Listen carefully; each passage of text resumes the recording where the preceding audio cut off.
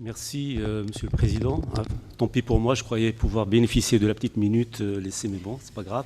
Alors très rapidement aussi, ne comptez pas les enjeux. Alors, un remerciement à l'Académie du Royaume du Maroc, en la personne de son secrétaire perpétuel, M. Abdelil Hajmouri.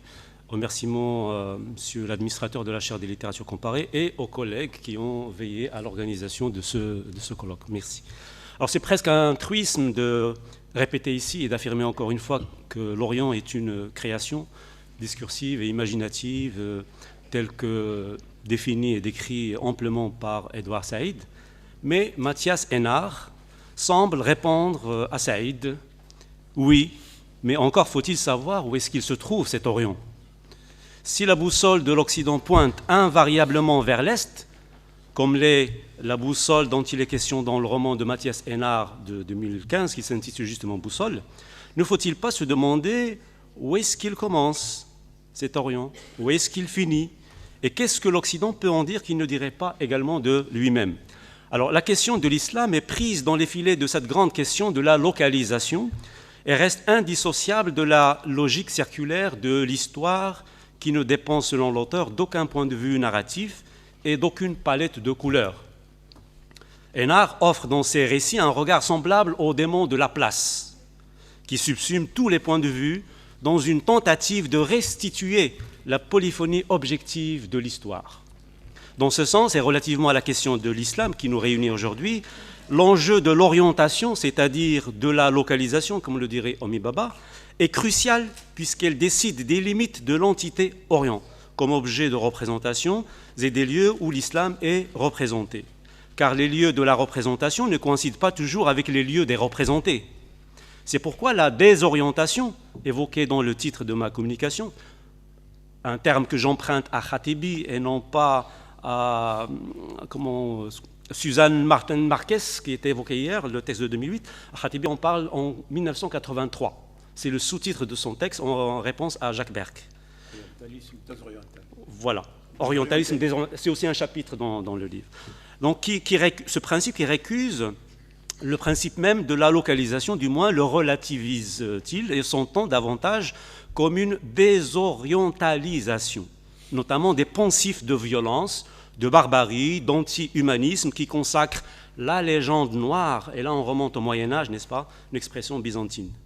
Il suffit pour introduire notre propos de mettre en perspective, même de façon lapidaire, deux textes issus de deux âges du savoir pour s'en convaincre. Itinéraire de Paris à Jérusalem de Chateaubriand, texte de 1811 que mon ami Rouati a évoqué tout à l'heure, et Zone, l'un des textes que j'évoque ici, de Mathias Hénard, texte de 2008. Entre ces deux dates, le monde a changé, n'est-ce pas? Mais il reste en même temps comme inchangé vis-à-vis la question de l'islam. Pour Chateaubriand, la Constantinople ottomane est une indigne héritière de la Grèce, et ce, malgré l'essence du voyageur qui capte des signes de grandeur et de différence.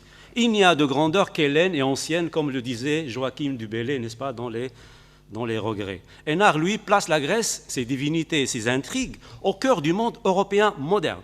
Une Grèce symbolique et globale qui pourrait inclure, à titre de parabole, le monde musulman aussi. Non pas cette Grèce archétypale de grandeur chez Chateaubriand, mais bien celle de la mégalomanie d'Agamemnon, de la violence déchaînée d'Achille, des rivalités intestines éternelles, des accords entre divinités païennes. Dans cette Grèce-monde, Hénard juxtapose européens et asiatiques, méditerranéens et slaves, arabes et latins, fascistes et progressistes, colonisateurs et colonisés. En somme, l'humanité entière est capable, dans ses pires troubles et dérapages, de barbarie, d'incivilité, de duplicité et de compromission avec le mal dans ses différentes formes, dictature, terrorisme, torture, génocide, etc. Nous proposons d'interrompre ici ce parallèle intertextuel entre Chateaubriand et Hénard, quoique majeur, il pourrait intéresser une autre étude, pour nous attarder exclusivement sur l'un des romans de cet auteur français contemporain, faute encore de pouvoir citer d'autres textes de lui, auteur qui a commis, utile de le rappeler, une thèse sur la poésie arabe et persane de l'après-guerre et son rapport avec les littératures d'Europe. Alors, paru en 2008 chez Actes Sud, Zone est un récit-voyage accompli entre Paris et Rome par un ancien espion franco-croate. Nous y verrons d'abord la manière dont le sens de l'histoire s'inverse pour rompre la perspective orientaliste par une poétique de la désorientation. Nous nous attardons ensuite sur l'approche de l'islam comme élément d'une critique généralisée du monde contemporain qui conserve des atavismes moyenâgeux, somme toute ambivalents. Alors, sur l'orientalisme désorienté, le récit romanesque est placé sous l'autorité d'un voyageur dénommé Francis Servin Berkovitch, au nom de couverture d'Yvan de Roy, Yvan de Roy étant le nom d'un ancien camarade d'armes qui a fini dans un asile psychiatrique. Le but déclaré du voyage qui le mène de Paris à Rome, deux centres majeurs de l'Occident chrétien et laïque, est de remettre au dicastère du Saint-Siège au Vatican une mallette contenant des documents dénonciateurs de tous les bourreaux et les victimes des guerres, des massacres, des génocides, des exactions, des tortures dont il a été témoin durant sa carrière d'espion couvrant la région moyen-orientale dite la zone, et qui correspond à ce qu'on appelait au 7e siècle le Levant. Voilà. Alors, zone de contact entre l'Arabie musulmane et le monde byzantin. La zone qui s'étend autour de la Méditerranée, aussi bien qui fait référence à l'Espagne franquiste, comme à l'Afrique du Nord, aux Balkans, à la Grèce et à la Turquie. Le but premier du narrateur, qui se refuse d'être juge du moment qu'il est parti, est juste de monnayer ces documents contre un tribut qui lui permettra de rompre avec son passé d'espion et réaliser son rêve de vita nova. Je cite, « Rendre à César, rendre à l'éternité, toucher la rançon de ma lâcheté ». Il n'y a donc aucun manichéisme à voir dans cette entreprise de remise des documents. Dans ce roman Voyage, les récits historiques fusent les évocations de faits, de lieux, de personnages figurent comme autant de stations d'arrêt. Damas, Alger, Jérusalem, mais aussi Lodz, Cracovie, Salonique, et avant tout Alexandrie, Jérusalem, Constantinople et Troie. La mallette des documents enchaînés au porte-bagages devient un objet vivant qui crie et clame justice. Le roman de plus de 500 pages tient en effet en une seule phrase, ininterrompue, du début jusqu'à la fin, les chapitres pouvant tout aussi bien s'ouvrir sur une minuscule et se terminer par une virgule. Qu'est-ce qu'il faut en conclure? Le point étant le signe d'une frontière sémantique à bannir. Cette forme suggère l'idée d'une histoire universelle qui se lie dans ses continuités et sans point de vue centré à la manière classique. La figure initiale et structurante de la désorientation dans le roman est l'allégorie essentielle du climat mondial qui s'inverse. Le récit commence en effet sous le signe d'une allégorie climatique. Je cite, « Après l'inversion du Gulf Stream, prélude à la glaciation, stalactite à Rome et iceberg en Égypte, il n'arrête pas de pleuvoir sur Milan. » Fin de citation. Cette inversion de l'ordre climatique est évoquée à juste titre, car la répartition du monde était d'abord, rappelons-le, fondée sur les différences des climats, comme le précisent Henri Laurent, Jean Tolland et Gilles Weinstein dans L'Europe et l'Islam. Je cite, « Les érudits arabes divisaient plutôt le monde en climat, éclim, des bandes longitudinales, normalement 7, parfois 3 ou 5, distribuées en général entre l'équateur et l'Arctique. » À l'ombre de cette allégorie du Gulf Stream inversée, le narrateur situe son voyage physique entre ces deux centres civilisationnels décadents, en référence bien sûr à leur âge impérial. Aujourd'hui, 8 décembre, je cite, « Je rêvasse assis entre deux villes mortes. » Entre Paris et Rome, il y a aussi Milan, dont le nom n'est pas anodin. Étymologiquement, la racine latine Mediolanum signifie milieu. Si l'histoire est donc un flux narratif, flux aussi romanesque, flux en anglais se dit justement stream, c'est à partir de Milan, centre fécond, et de la mémoire du narrateur que s'organiserait l'inversion de la représentation du monde oriental dans son rapport et son apport à l'Occident.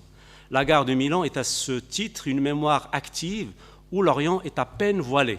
Autre citation, « La gare centrale de Milan, dans ce temple d'Akhénaton, pour locomotive où subsistent quelques traces de neige malgré la pluie, je tourne en rond, je regarde les immenses colonnes égyptiennes qui soutiennent le plafond. » Fin de citation. Le narrateur fait parler les références architecturales de la gare de Milan qui, dans les descriptions convenues,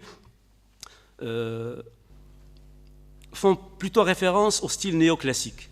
La description perçoit la grandeur égyptienne masquée, les traces de neige malgré la pluie. Ainsi, avant que le roman ne s'arrête plus loin sur la référence effective à l'Égypte à travers la campagne de Bonaparte et ses représentations induites plus tard, il aura signalé dès le départ et à rebours de l'histoire que l'Égypte symbolique et civilisationnelle s'est déplacée d'une manière ou d'une autre en Occident. L'histoire fonctionne aussi par résonance et retour cyclique. Ainsi en est-il de l'exode des Algériens en Méditerranée dans les années 60, comme dans les années 90, n'est-ce pas, de la Reconquista espagnole qui ouvrit la voie à la course, de Cervantes combattant l'armée ottomane en 1571, qui se retrouvera prisonnier dans les geôles d'Alger entre 75 et 80, Le même Cervantes, barbare espagnol si l'on fut, finit, selon le récit, par ressembler, selon le narrateur, à l'islamiste algérien radical dans la même ville, Alger, des siècles plus tard. Je cite, « Alger la Blanche était grise, morte dès le coucher du soleil, noyée sous les chômeurs et la poussière. Cervantes, le rescapé de Lépante, avait passé ici 5 ans en captivité à rêver de plans d'évasion du même genre que ceux des islamistes dans les geôles gouvernementales. » Fin de citation. Sans égard à la diachronie, le barbare est à la fois intérieur et extérieur, espagnol et islamiste. De même qu'il n'existerait pas d'histoire exclusive au monde occidental, pas plus qu'il n'en existerait pas une pour le monde musulman oriental. Les deux sont intriqués dans le roman, un peu à l'image de la ville de Salonique, ville syncrétique qualifiée de Jérusalem des Balkans. Je cite, « En essayant d'imaginer Salonique, parlant judéo-espagnol, français et turc, entre un hammam, une mosquée et 2 églises byzantines, cette année la ville est capitale culturelle de l'Europe. Triste récompense pour les quelques survivants de l'ancienne Jérusalem des Balkans. » Alors, cette vision intégrée croise les perspectives selon des lignes de fuite multiples, si bien qu'il devient malaisé d'isoler des valeurs exclusives à l'islam, comme géographie, comme dogme ou comme culture. Néanmoins, et pour le propos du colloque, il convient de traquer quelques signes de représentation et de ses modalités. J'ai encore 9 minutes. Alors, chez Hénard, l'islam apparaît sous la forme d'une géographie politique éventrée par les traumatismes de l'histoire. C'est Jérusalem, ville de toutes les tensions, de toutes les divisions, mais aussi de toutes les unités. C'est l'Andalousie, c'est Damas, Bagdad, Beyrouth et Le Caire, des noms qui suffisent à évoquer des grandeurs décadentes entamées par des invasions, des contre-invasions successives, ainsi que par des tensions ethniques et confessionnelles. Toutefois, rappelons-le, ces réalités ne sont pas exclusives à cette région du monde, puisque Zone les insère dans une mémoire géopolitique globale, laplacienne, passée et présente. Je cite, « On n'oublie pas grand-chose en fin de compte. Les mains ridées de Armel Gerbin, le Kairote batave, sa moustache tremblante, les visages des islamistes torturés de la prison de Qanater, la photographie des têtes coupées des moines de Tibérine, les reflets sur les coupoles de Jérusalem. » À nous fier à cette citation et d'autres similaires dans le texte, quand l'islamiste apparaît à la fois en tant que bourreau et victime, ne devient-il pas malaisé de brosser de l'islam un portrait uniforme et exclusif ? La représentation de l'islam serait-elle sa non-représentation uniforme, vu notamment le discours ambivalent à son sujet qui penche vers l'ironie et la déconstruction. Les travers attribués à l'islam sont en effet toujours noyés dans une désorientation énonciative où il est tour à tour sujet et objet. Je cite, « Au-dessus de mon siège se trouve la petite valise enchaînée au porte-bagages.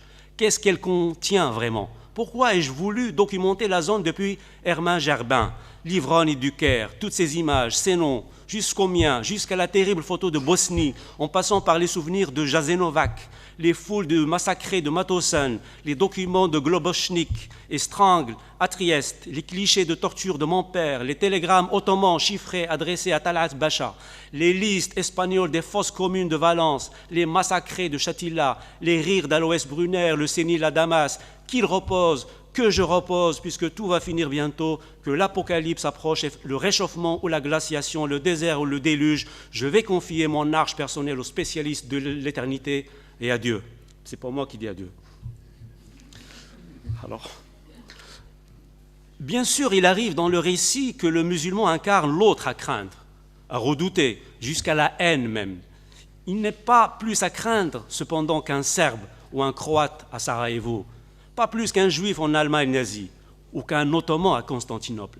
En effet, dans le contexte de la guerre de Bosnie, par exemple, le narrateur rapporte les propos de son compagnon croate de tranchée. Je cite, « Andy m'avait dit, tu verras, tu haïras les Serbes et les musulmans à un moment ou un autre. J'étais étonné, les Serbes passent encore, mais les musulmans. » Dans le contexte de la dite guerre, musulmans et arabes sont en effet souvent amalgamés dans le discours des personnages, sinon compris dans une catégorie plus étendue, celle du sémite.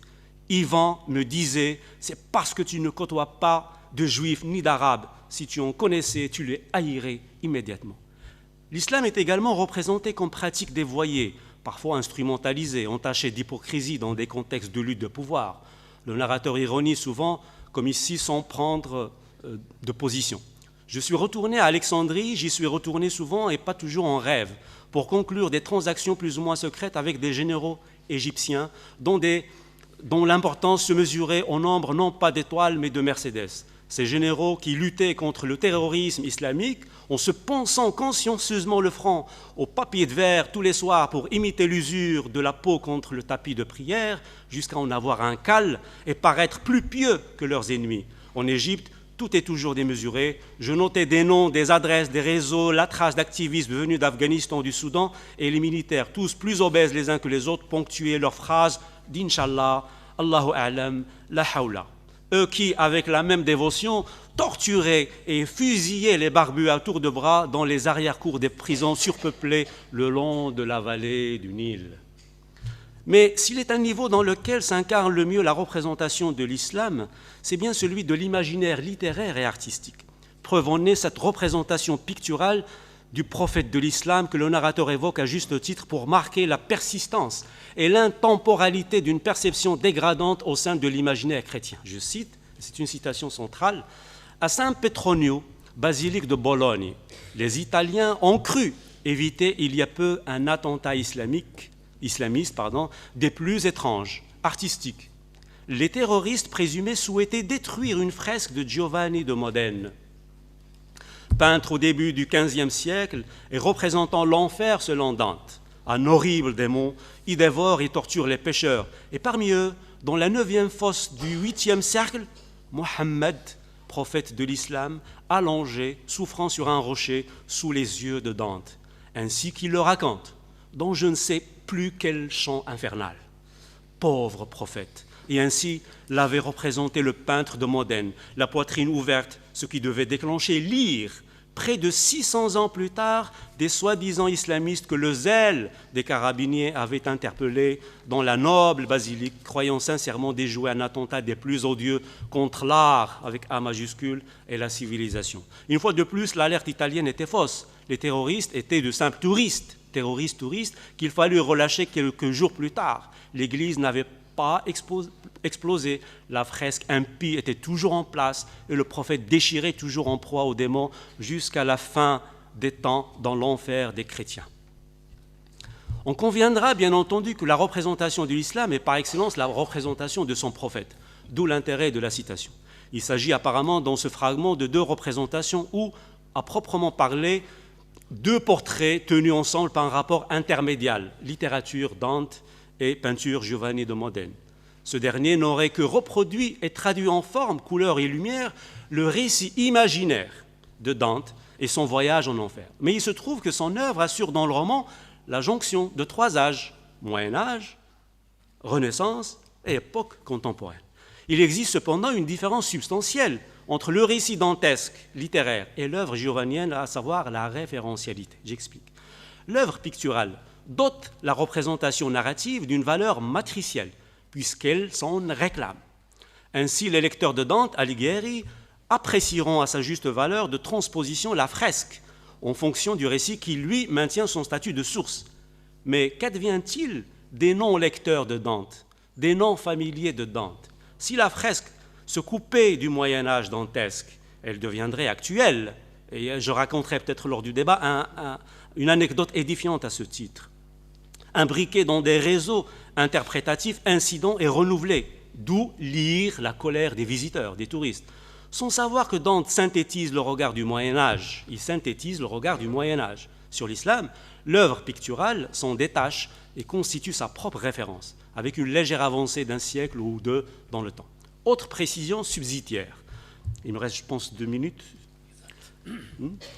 Le lieu de la représentation du prophète de l'islam n'est pas la bibliothèque, Dante, comme ça aurait été le cas de la Divine Comédie, mais une basilique. La représentation littéraire passe définitivement entre les mains de l'énonciation religieuse, et l'œuvre, à son corps défendant, troque l'imagination contre l'assertion. En résumé, ce qui est initialement historiquement circonscrit, l'image d'Épinal du Sarrazin du Moyen-Âge à la Renaissance, est d'abord restituée dans un pur acte d'imagination littéraire. En soi, la fiction n'est pas en cause, puisque le lecteur est en partie impliqué dans l'actualisation de l'acte du texte qu'il lit, selon le contrat de lecture, de coopération et de réception. À l'inverse, l'image fait figurer, matérialise donc, réduit le potentiel interprétatif et ramène à une échelle visuelle ce qui relevait d'ordre multiple, fictionnel, historique et littéraire.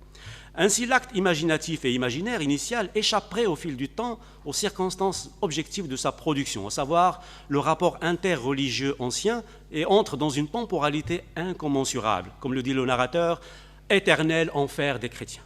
Que le narrateur de Zone feigne d'ignorer dans quel champ figure le dit portrait, voilà qui complique et simule la position du néophyte face à l'art. Cette ignorance souligne la force de substitution que revêt l'image, la fresque, au récit dantesque.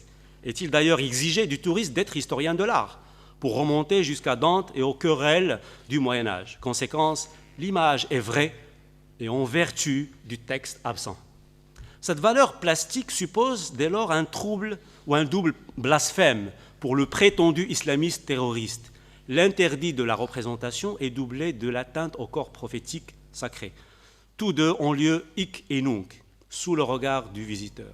Ce portrait, comme l'indique le texte éternel, incarne la permanence d'une représentation dans laquelle l'iconique renvoie à l'imaginaire et l'esthétique est en permanence court-circuitée par l'histoire. C'est ici qu'intervient le point de vue ironique du narrateur pour médier, comme toujours, les divers points de vue à l'œuvre. D'une part, l'affirmation soi-disant islamiste désigne en réalité l'amalgame et la méprise auxquels expose l'approche des différences. Le touriste ne peut être que l'étranger. Le narrateur débraye à l'occasion son point de vue de celui des carabiniers. Le jugement tourne autour du croire, finalement, ils ont cru. C'est le cas également de l'énoncé enfer des chrétiens et odieux, qui ne semble pas assumer non plus et qui réfère davantage au regard occidental. Il n'assumerait pas non plus, alors une minute et j'aurai fini, l'énoncé fresque impie qui, cette fois-ci, est fléché vers les prétendus islamistes. Mais là où le jugement énonciatif devient indécidable, c'est à propos de art et civilisation, un attentat contre l'art et la civilisation. Qui parle dans cet énoncé? Qui juge comme artistique et civilisé de représenter le prophète de l'islam dans une posture et dans cette condition, enfer? Si c'est l'Occident, lequel? Actuel ou passé? La fresque peut-elle indiquer le temps? Le A majuscule de l'art trahit dans le regard du narrateur une fausse majesté de l'art, une majesté au détriment de son objet, en quelque sorte, une sorte de nouvelle absolue de l'art pour l'art, inatteignable, quel que soit l'objet représenté. Conclusion. L'une des conclusions. Je vous fais remarquer que vous étiez très comptable tout à l'heure. Donc D'accord, j'assume. Alors, la polyphonie. Je croyais que vous allez vraiment être à l'heure, mais bon, là... Un paragraphe? Presque déjà 4 minutes de dépassé. Un paragraphe pour conclure? Allez-y, très rapidement. Alors, la polyphonie de... Merci. La polyphonie de l'histoire et de la représentation constitue non seulement un trait esthétique, mais un principe de connaissance. Elle indique aussi bien la pluralité des instances représentantes que celle des instances représentées. L'effet du discours à propos de l'islam se mesure à la manière de conjuguer des perspectives, de tresser ensemble des récits qui autrement resteraient essentialisés. Il faut souligner à ce titre que l'instance de représentation devient seule dépositaire des valeurs qu'elle affecte à son objet. L'ironie narrative souligne dans l'écriture d'Hénard que la représentation de l'islam, notamment à travers l'exemple de la fresque de la basilique de Bologne, fait davantage partie de l'histoire occidentale, l'histoire de son art, de sa perception de l'islam, que de l'histoire et de la réalité de l'islam lui-même. L'effet de figement propre à la littérature est amplifié par l'image, laquelle ne permet pas toujours d'intégrer le temps, encore moins d'expliquer son invraisemblance. Si l'art est éternel, le regard qu'il porte ou transmet doit-il l'être aussi? Je vous remercie.